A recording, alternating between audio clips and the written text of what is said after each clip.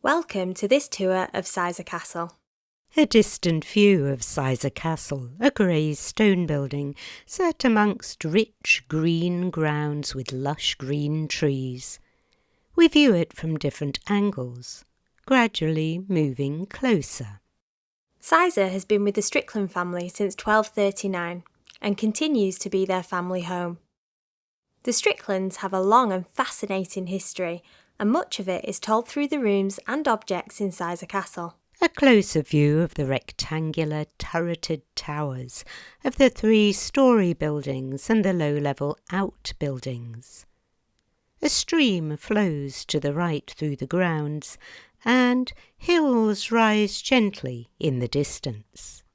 The house has changed through the centuries, all in different periods, and is a reflection of the ups and downs of the family.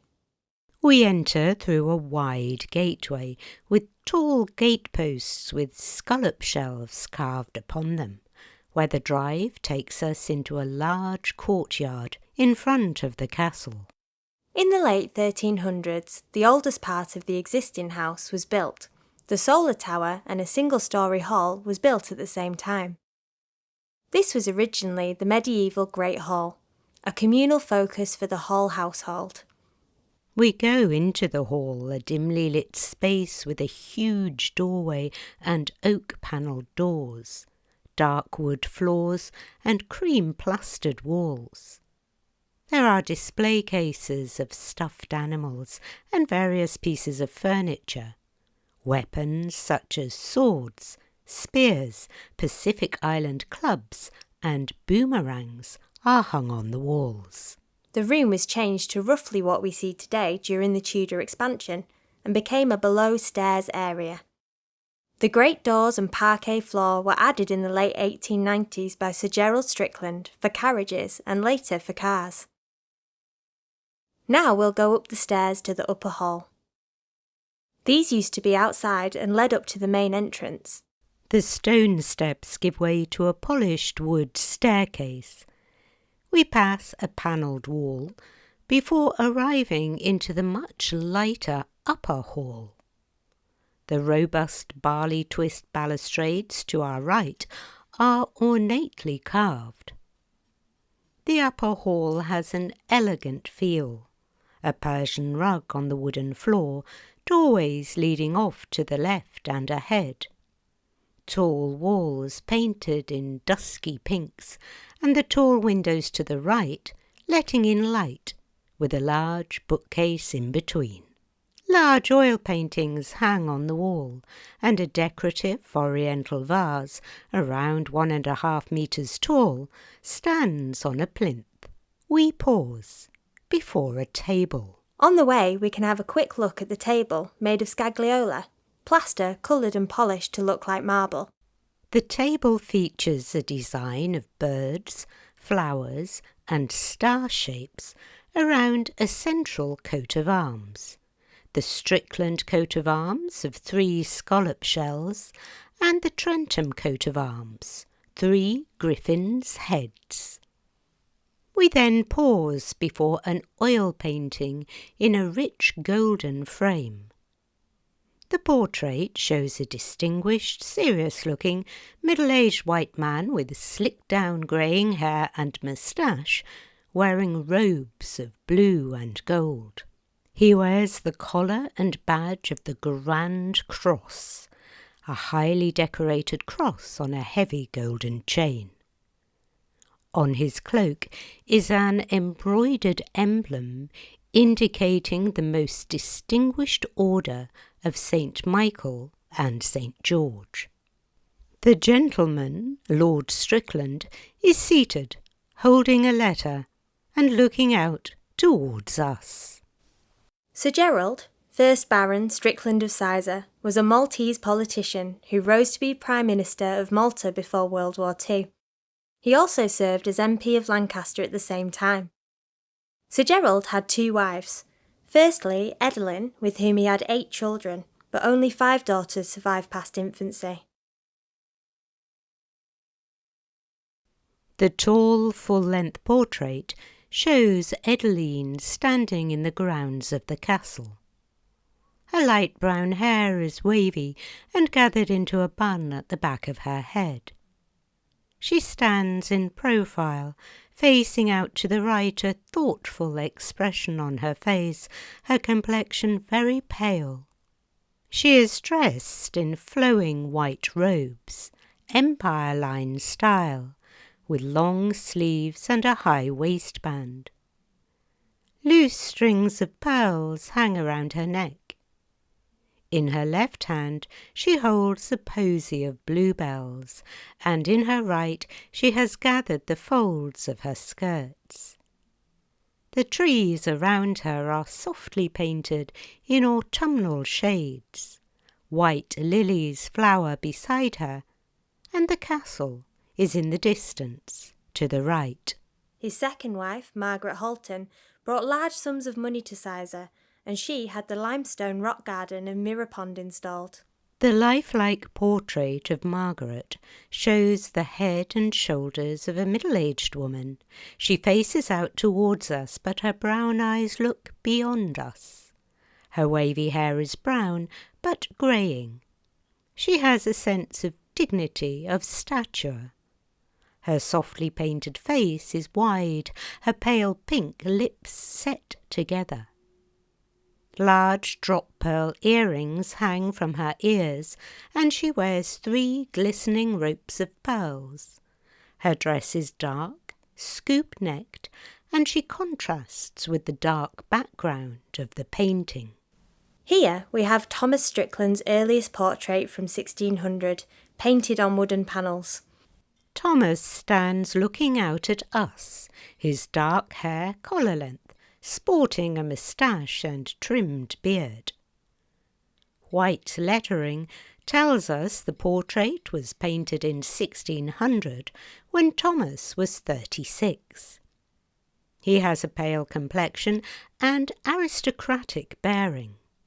His right hand on his hip bears one of his gloves. His left rests on the hilt of his rapier. He wears a satin black doublet with quilted sleeves, decorated with a white collar. The family coat of arms is depicted quite small in the top left corner. Thomas was the son of Walter, who did the Grand Tudor expansion. Thomas gambled and drank much of his inheritance, but he also shaped the family future by marrying a Catholic who brought up their 7 children as Catholics. This is Mrs. Strickland, our late donor tenant.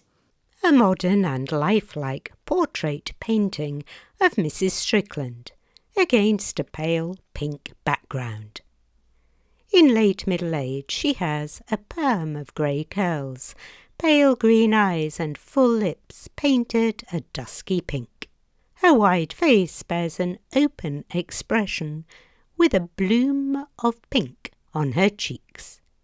She wears a high-necked white blouse with organza sleeves, under a short-sleeved green bolero jacket and matching skirt. She had 6 children and numerous grandchildren. Opposite is her husband, Lieutenant Commander Thomas Strickland, Sir Gerald's grandson. The young man in the portrait has a look of Sir Gerald, his blonde hair worn in the same short back and side style, with a side parting. His green eyes look out at us, and his fresh face bears the hint of a smile. Seated, his hands folded in his lap, he is smartly dressed in naval uniform of double-breasted jacket with gleaming brass buttons and gold braid cuffs. 3 medal ribbons sit high on his left chest. The background is indistinct and cloudy. Thomas and his parents donated Sizergh to the National Trust in 1950. We'll now go through these thick walls and into the tower. We proceed through a large doorway into a rectangular oak-panelled room with a stone fireplace, ornate carving on the overmantel above the fireplace, and tall windows in one wall. The furniture is in a warm chestnut-coloured mahogany, with straight-backed chairs set around a large dining table, with other tables standing separately. On the table is a framed banner. It's divided into sections showing 6 coats of arms. It belongs to Lord Strickland, Knight Grand Cross of Order of St. Michael and St. George, and it's made from silk damask. Portraits in gilt frames hang on the walls, and light glows from the candle-like lamps burning in a chandelier above the table. The impression of the room is sober and masculine, with a low ceiling in light plaster, decorated in a tessellated design. Originally, this dining room was one large room, the main living area. It was divided during the Tudor expansion for more privacy and comfort, and used for formal entertaining. The entire house was clad with this typically Tudor panelling and the overmantels.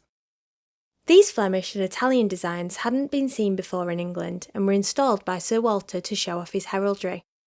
On this overmantel we see the Strickland motto Sans Mal, without evil. Sir Thomas and his wife, Winifred Trentham, were close friends of James II and Queen Mary, and after the glorious revolution of 1688 they followed the Stuart court into exile in Paris Saint-Germain, France. Whilst in exile, the Stricklands held various posts, becoming central to court life.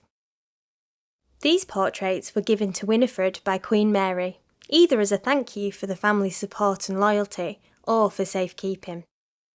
The large oil portraits show Mary in a rich gown of blue velvet and James in a full wig and armour. While in exile, Sizergh was put in trust with 2 Protestant servants, Thomas Shepherd and Robert Crane. It was held in trust until 1699, therefore Sizergh wasn't confiscated by William III like other Catholic estates were. The Strickland family still make use of this room at Christmas and other special occasions, and it accommodates up to 30 family members. We travel through into another oak-panelled room with a tessellated ceiling. A richly embroidered white and gold silk counterpane is displayed against one of the walls. Candle-like lamps in a chandelier resembling a cartwheel illuminate the room, along with standard lamps. Upholstered low chairs and a chaise longue hint at the luxury of the room. The stone fireplace again has an intricately carved overmantel. This overmantel gives the room its name, the Queen's Room. It was designed to show loyalty to Queen Elizabeth I, despite the fact the Stricklands are a Catholic family. You can see here, Vivat Regina, long live the Queen. These portraits are by Dom Jerome Hesketh, a Catholic priest who travelled around the north of England in the mid-17th century, using his artistic practice as cover for his vocation. The paintings are of angelic-looking little boys, robed in full-length white satin dresses, tied with blue satin bows. They have brown wavy hair, rounded cheeks, and their eyes look directly out towards us. On one painting, the child is plucking apples from a tree, and in another, the child is stroking a cocker spaniel beside a tree on which a hawk is perched. We now think that the portrait labelled as Jane Strickland is actually Walter. Young boys were kept in dresses until they were 6 to 8 years old. They would then be considered adults and would be put in breeches from then on, hence the term breeching. We move into a well-lit, elegant room, its high walls patterned with pale blue wallpaper, hung with oil portraits by George Romney. Sunlight streams in from windows draped with cream-coloured curtains. The chairs are Georgian in style, dating from 1761. They have pale pink or cream damask upholstery and slightly bowed legs. The door to the next room is painted white. The floor is covered with a light carpet. Against the walls stand wooden display cases and bookcases. An Italian case made from ebony, ebonized wood, ivory and marble, and a concertinaed screen, as well as decorative ceramic and glass pieces. The room is further illuminated by the candle-like lamps in gilt sconces on the walls, and those glowing in the central ornate chandelier. This room was originally panelled like the rest of the house and was possibly hung with tapestries. Cecilia Townley, who married Charles Strickland in 1762, heavily altered the room to its current state as a drawing room. She wanted a light, open Georgian palace rather than a dark Tudor hall, so the windows were enlarged and the fireplace was replaced with another door onto the terrace. A view out of the windows onto the ornamental lake, the manicured lawns and the trees in full foliage, before we return to the drawing room. When Charles died, Cecilia married his cousin Gerard, so from her children there was a senior line from Charles and a junior line from Gerard. Sizergh stayed with the senior line but passed to the junior when Sir Gerald purchased it from his cousin in 1896. The Stricklands were early patrons of Gillows of Lancaster, who had a reputation for quality nationally. They were also important early patrons of George Romney, a local artist. He began his career in Kendal before becoming one of the great society portraitists. We move into the medieval-style banqueting hall. Here we find plain floorboards, cream-plastered walls, and a long, solid dining table set with pewter plates and vessels. 3 carved benches stand either side. Each would seat 2 to 3 people, and a large carved throne-like seat dominates at one end. The furniture in the room includes a linen chest and an iron-bound chest. A couple of oil paintings and a tapestry decorate the walls, as well as various weapons, including muskets, a ceremonial sword, a blunderbuss, pistols, and pieces of armour. Up above is a railed gallery. The banqueting hall was originally the sleeping area for the whole family in the medieval era. Men of all ages and ranks would sleep on this floor, with women on the floor above. The ceiling would have been where the gallery is now. Here we see some very important Tudor furniture with carved initials and dates. These benches are rare survivors and are of national importance.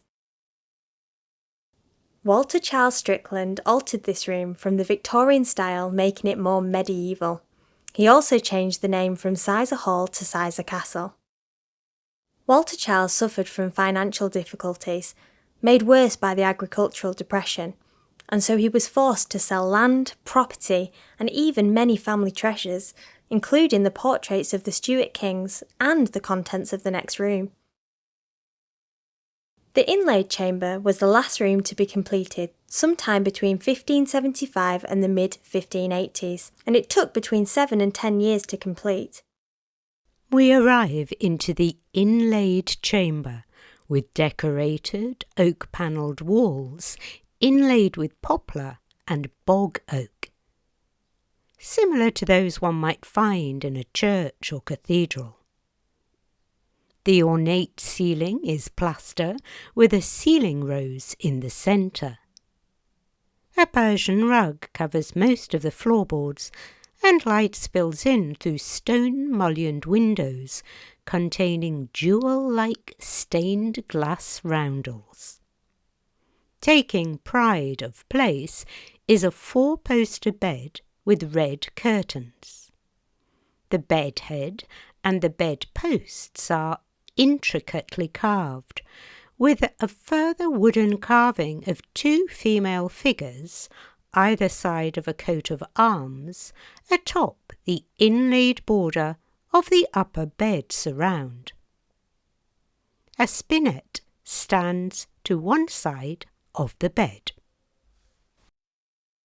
It was always thought that the work was done by 2 Flemish master craftsmen and their apprentice. However, new evidence has shown that it may in fact have been done by more local craftsmen using Flemish design books. This style of panelling has never been seen in England before, and it was designed as a showroom reserved for the most revered of guests, possibly built with the intention of luring the Queen's representative in the north to Sizergh.